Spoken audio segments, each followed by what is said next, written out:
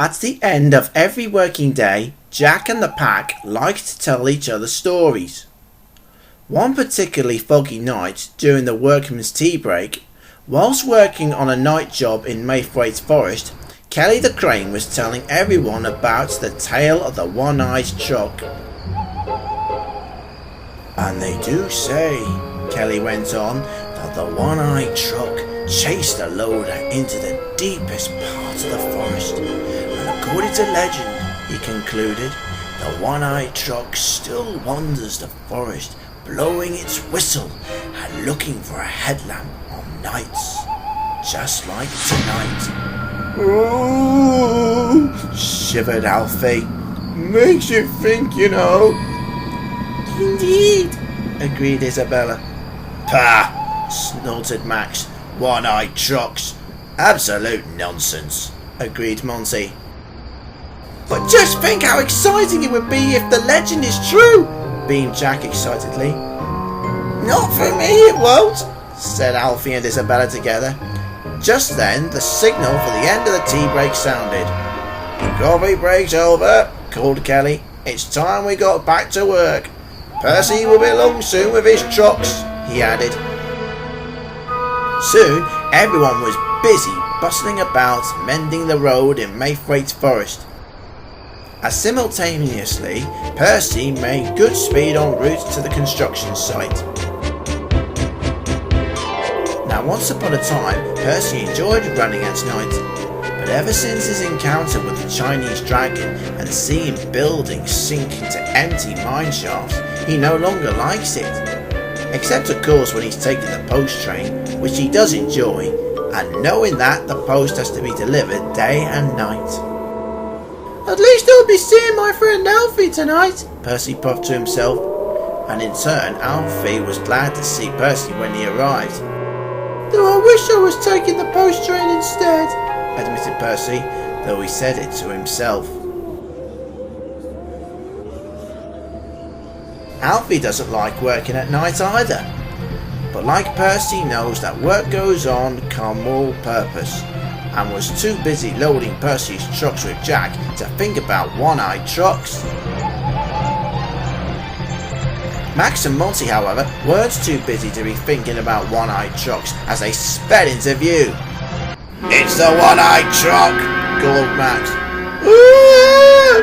shivered Percy. "Yours is a headlamp he could be after, Tinkerbell," Monty added, which made Alfie gasp. "Stop it!" snapped Jack. "Pick on someone your own size, and if you're not careful, the one-eyed truck will likely come after you," he added. Max and Monty just laughed and sped on their way.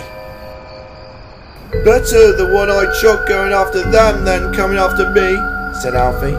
"Me too," agreed Percy, knowing what it was like to get his own comeuppance following spooky mischief.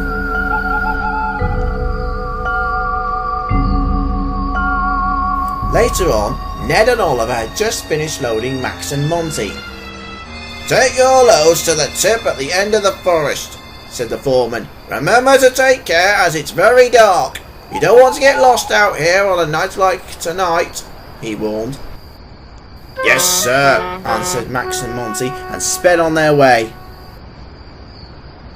"One-eyed trucks," scoffed Max once more. "Those silly vehicles would believe in anything conjured up by old Kelly." "Especially half-pint Alfie," Monty added. "Small fry, you mean," put in Max, as he and Monty entered the deepest part of the forest.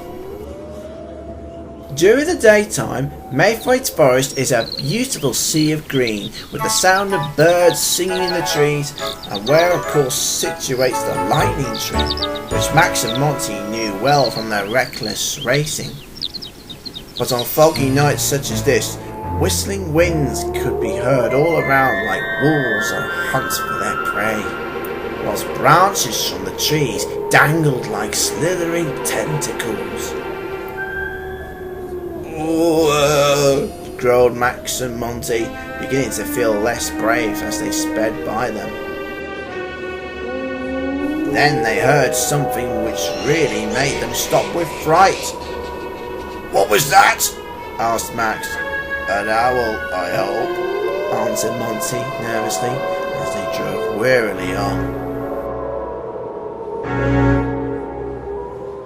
Then, further up ahead, they heard another frightening sound, which again made them stop with fright.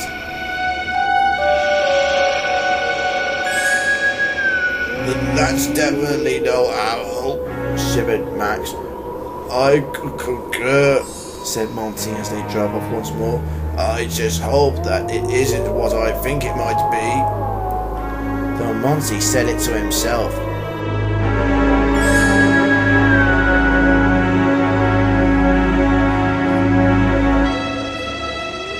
Soon they arrived at the dumping site, and as Max and Monty began unloading their loads, they suddenly heard a ghostly whistle which made them shudder. "What was that?" gasped Max once more. "You don't think?" stuttered Monty. But then they saw a single headlamp brighten through the trees. "It's the one-eyed truck!" Max and Monty cried together, and upon dumping their loads, they sped quickly through the fog with the brightly headlamp giving chase. "He's after us!" cried Max. "And gaining!" tooted Monty.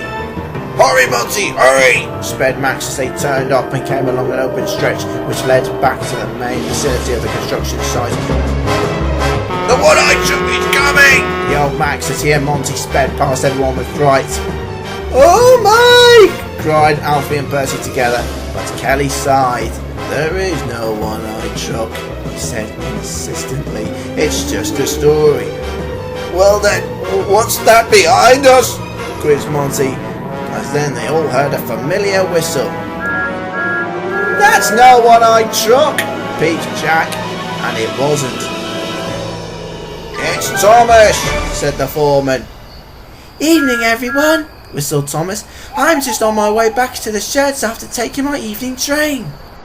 "Thomas, thank goodness it's only you," sighed Percy, relieved. "For a moment we all thought you were the one-eyed truck." Thomas was puzzled until Jack and the others explained about Kelly's ghost story, while Max and Monty blushed red with embarrassment. "I did try and warn them about their mischief," put in Jack, "but I guess this is what happens when one gets their comeuppance." Max and Monty were unusually quiet and well behaved for several days afterwards.